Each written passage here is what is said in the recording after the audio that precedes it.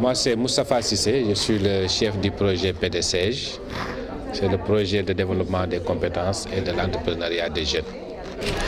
C'est un projet de l'État du Sénégal, sous tutelle du ministère de l'Emploi, de la formation professionnelle et de l'artisanat, sur un financement de la Banque africaine de développement pour 13 milliards de francs CFA.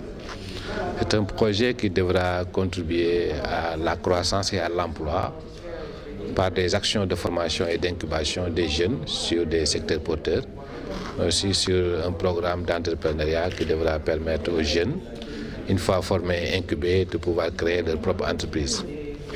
Aujourd'hui, nous sommes ici avec les professionnels et les autres acteurs du secteur pour discuter sur les métiers prioritaires qui devront faire l'objet de formation.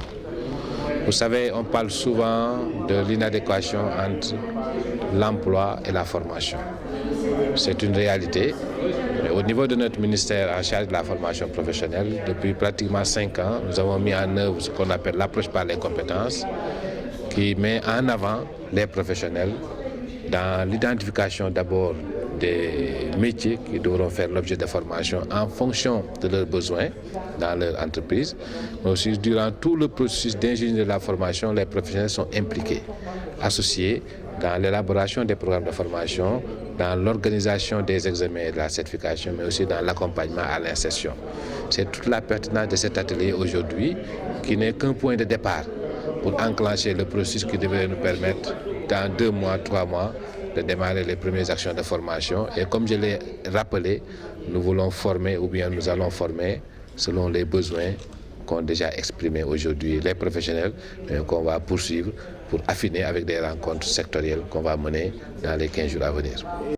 Pratiquement 2 grandes cibles. La première, c'est les jeunes et les femmes. Pourquoi cette cible-là? C'est parce que nous avons prévu des actions de formation et d'incubation pour les jeunes dans les secteurs des hydrocarbures, pétrole et gaz, mais aussi dans les secteurs des énergies solaires, dans les secteurs des cuivres et peaux, mais aussi dans l'agrobusiness où on trouve aussi des femmes. Donc notre première ambition, c'est le premier levier, c'est de renforcer les compétences des jeunes et des femmes en termes de formation technique, en termes de formation en entrepreneuriat.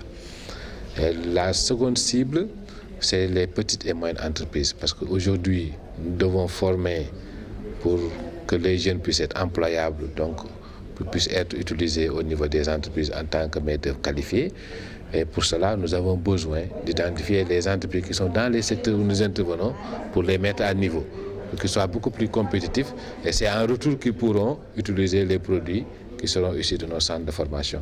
Donc pour nous, c'est important aussi de mettre à niveau ces...